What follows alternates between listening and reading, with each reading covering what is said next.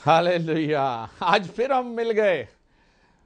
Praise the Lord. आप सबको सलाम। मैं आपके सलाम को कबूल करता हूं। आप सब आज बड़े खुश नजर आ रहे हैं। हाँ, आपने कलाम को सुना, आपको बहुत सारी बातें मिली होंगी। हाँ, कुछ लोग कह रहे हैं कि हमने ज़िंदगी भाई साहब यीशु को दी है। मुझे खुशी हो रही है, मैं रूह में महसूस कर रहा हूँ। बेशक मैं टीवी से बोल रहा हूँ, आप देख रहे हैं, लेकिन मुझे पता है और खुदा के खादम होने के नाते मैं बड़ा खुश हूँ कि मैं अपने भाइयों, अपने बहनों, अपनी बेटियों, अपने बुजुर्गों के साथ बात कर रहा हूँ। आज फिर हम एक बड़ी खुशी की बात जो खुदा के कलाम के हवाले से सुनेंगे। लेकिन आज हमारा टॉपिक बदल गया है। टॉपिक जो है वो रूह की निजात के हवाले से कबूलियत के साथ है। जब तक हम सुने हुए कलाम को कबूल नहीं करते तो रूह की निजात का जो बरकत का राज है वो हम कभी नहीं पा सकते। सो आज का जो मजमून है रूह की निजात के हवाले, उसका अनवान है कबूल करना। क्या बोला मैंने? कबूल करना। ये जो लफ्ज कबूल करना है, इसके बारे में यूहन्ना की इंजील में पहले बाब में लिखा है कि खुदा का बेटा जब जमीन पर आया तो उसके आने से जितनों ने उसे कबूल किया, मैंने क्या बोला? यीशु मसीह को, जो कि खुदा का कलमा है, उसके कलाम को, उसको जितनों ने कबूल किया उनको खुदा ने बेटे के कबूल करने से उनको खुदा ने अपने बेटे होने का हक बख्शा। हालेलुया। अब कितनी अजीब बात है कि हम जमीन पर रहते हुए हैं तो अपने बाप दादा के बेटे, लेकिन कलाम के सुनने से हमारा रिश्ता ही बदल गया। याद रखिए, हमारे मामा पापा तो हमें एक दिन छोड़कर चले जाएंगे, लेकिन एक है बाप जो हमें कभी भी नहीं छोड़ेगा। लेकिन वो बाप कैसे बनेगा? जब हम उसके कलाम को, उसके बेटे को, जो कि उसका कलमा है, उसको कबूल करते हैं। मैसेज कबूल है। खुदा के कलाम की कबूलियत जो है वो हमारे अंदर एक डेवलपिंग करती है, एक चेंज लाती है, बदल देती है हमें एकदम। ऐसी जिंदगी में पहले हम मरने वाले बाप के बेटे थे, मरने वाले बेटे थे, फिर हम ऐसे बाप के बेटे हो जाते हैं जो कभी नहीं मर सकता, और ऐसे बेटे हो जाते हैं जो कभी नहीं मर सकते। कबूल के हवाले से एक बड़ी इंटरेस्टिंग बात मैं करने लगा हूं। यार, कबूल करने से क्या होता है?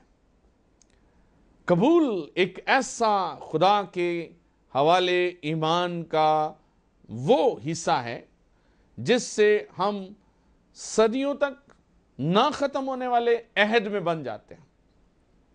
आपने कभी शादी देखी होगी, कुछ बहनें बैठी हैं वो शादीशुदा हैं, कुछ भाई भी बैठे हैं शादीशुदा हैं।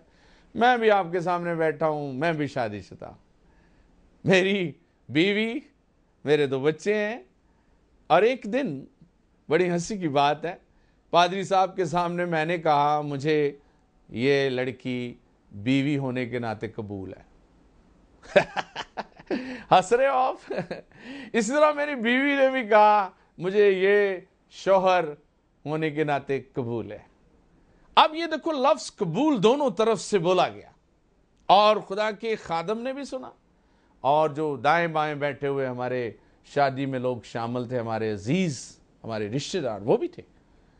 सब ने सुना कि एक दूसरे को कबूल है।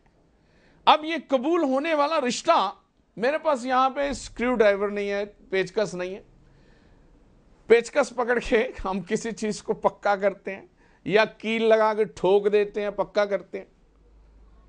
ये मियां बीवी का रिश्ता किसी चीज से पक्का थोड़ी किया गया, लेकिन बाइबल कहती है कि उसने कबूल किया, उसने उसे कबूल किया, वो उसकी बीवी बन गई, वो उसका शौहर बन गया।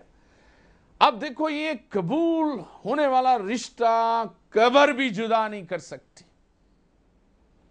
हमारे मसीही मजहब में मियां बीवी को कोई नहीं जुदा कर सकता।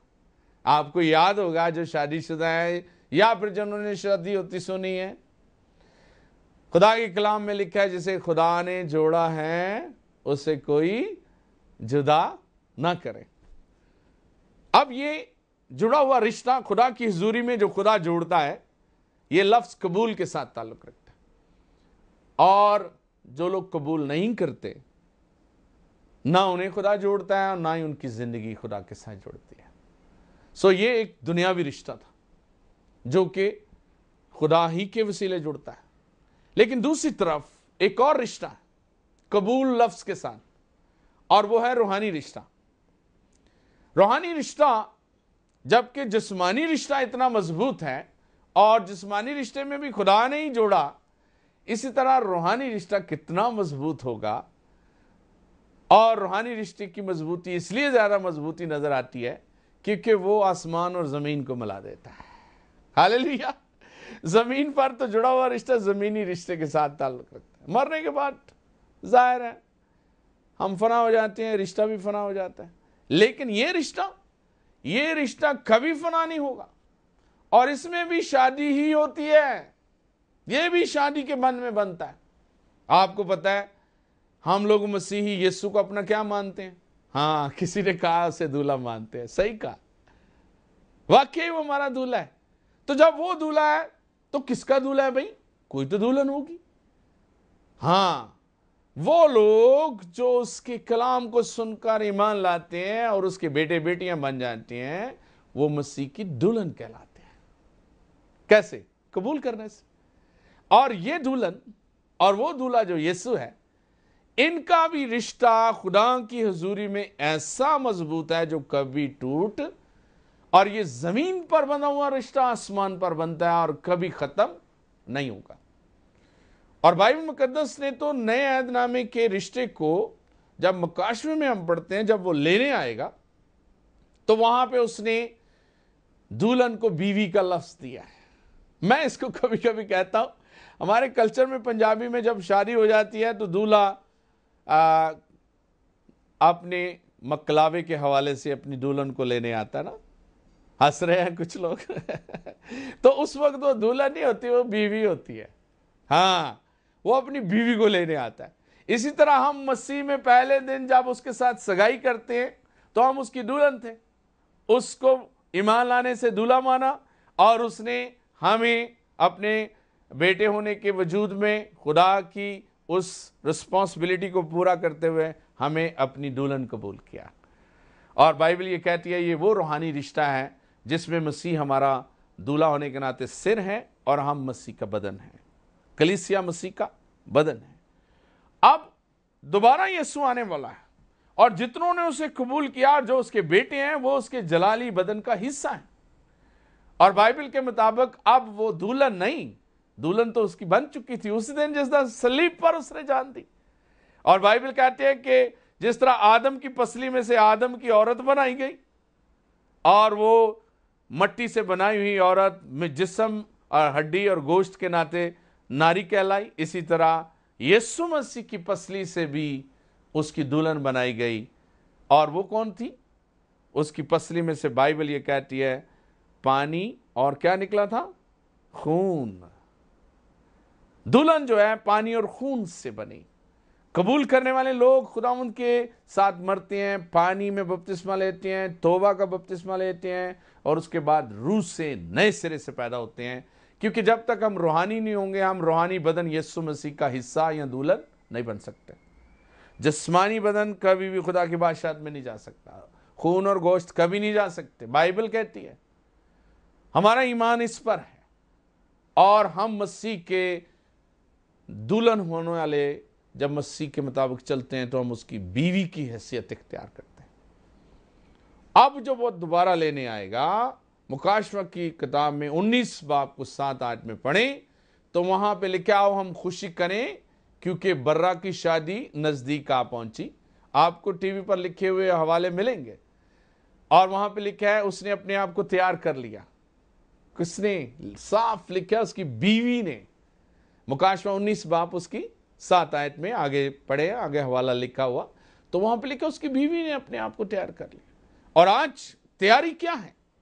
आज हम उसकी बीवी होने के नाते जिसने उसे अपना शौहर कबूल किया, अपना दूल्हा कबूल किया, अपना खामन कबूल किया, हमने क्या करना है? जो औरत होती है उसका एक लिबास होता है। औरत के लिबास की खूबसूरती होती है, खासतौर पर जो दुल्हन होती है, दुल्हन नई नवेली दुल्हन, उसके जिस्म पर जवानी होती है, उसके रूप में कोई दाग या धुरी नहीं होती। दाग और झुरी जो है ये गुनाह की अलामत है, बुढ़ापे की अलामत है, बोसीदगी की अलामत है, बीमारी की अलामत है। लेकिन मसीह की दुल्हन बाइबल ये कहती है कुछ इस तरह की है और होगी जिसमें कोई दाग या झुरी ना हो। और वो दुल्हन जो बीवी है उसने अपने आप को किस तरह तैयार किया? वो रास्तबाजी के लिबास से तैयार होती है, खुदा के हुक्मों पर चलती हुई तैयार होती है। अगर मैं और आप आज से एक ठान लें कि हमने रास्तबाजी पूरी करनी है, खुदा के कलाम को सुनना है, ये मसलसल इस पर चलना है, और हमारा एक लिबास तैयार होगा, वो उसको बोलते हैं रास्तबाजी का लिबास। रास्तबाजी की काम और उसकी बीवी होने का ये लिबास साबित करेगा कि हम उसकी बीवी हैं। और याद रखें, जमीन पर बहुत सारी शादियां आपने देखी होंगी, हर शादी में बहुत सारी दुल्हनें आती हैं, लेकिन उस शादी की खास जो दुल्हन होती है और ख़ास उस शादी का जो दूल्हा होता है, सब की निगाह किस पर होती है? उस शादी की दुल्हन पर और उस शादी के दूल्हा पर। हालेलुया। इसी तरह जमीन पर बहुत सारी दुल्हनें हैं, बहुत सारे दुल्हन बनकर बैठे हैं, लेकिन याद रखें, मेरी बात गौर से सुने, वो दुल्हन जिसने उसे कबूल किया ये मेरा दूल्हा है, जिसने उसे मान लिया मसीहा मेरा है। जिस तरह एक औरत, सामरी औरत, जब जान गई 5 दूल्हे करके भी वो उसकी दुल्हन नहीं थी, जिस दिन उसने, सामरी औरत ने यीशु को अपना दूल्हा माना, तो उस दिन उसने ऐलान भी कर दिया, मुझे कौन मिल गया? मुझे क्रिस्तस, मुझे मसीहा मिल गया। क्योंकि पहले जो दूल्हे थे वो उसके दूल्हे नहीं थे। इसी तरह जमीन पर बहुत सारे लोग बहुत सारी चीजों को कबूल करके बैठे हैं, बहुत सारे मज़ारों पर जाते हैं, बहुत सारे कब्रों पर जाते हैं, बहुत सारे ऐसे जादूगरों को मानते हैं, ऐसे लीडर्स को मानते हैं जो खुदा के कलाम की ताबेदारी नहीं करते, और ये मुख्तलिफ खुदा बनाकर उनके ऊपर विश्वास रखते हैं, उनके ऊपर ईमान लाते हैं, और वो बिल्कुल बेदीनी के दूल्हे की मानत है। लेकिन हकीकी दूल्हा जो सिर्फ और सिर्फ खुदा की तरफ से एक रूहानी दुल्हन या रूहानी बीवी का, वो सिर्फ यीशु है। और जिस दिन यीशु को दूल्हे की शक्ल में आप कबूल करेंगे, आप एक स्पेशल, अलग, अनोखी, खुदा के कलाम से सींची हुई दुल्हन की शक्ल इख्तियार करें। और ये दुल्हन सिर्फ यीशु की दुल्हन है, और वो एक दिन आएगा उसी बीवी को लेने जिसने उसे कबूल किया था। हालेलुया। आप और मैं उसकी बीवी हैं, बशर्ते कि हम वाकई उसको कबूल कर चुके हैं। सो कलाम को आगे बढ़ाते हुए मैं आपसे बात करना चाहता हूं रोमियो के 10 बाब की 9 से 13 आयत में। इसमें बड़ी खूबसूरत बात लिखी है, और वो बात कबूलियत के हवाले से है।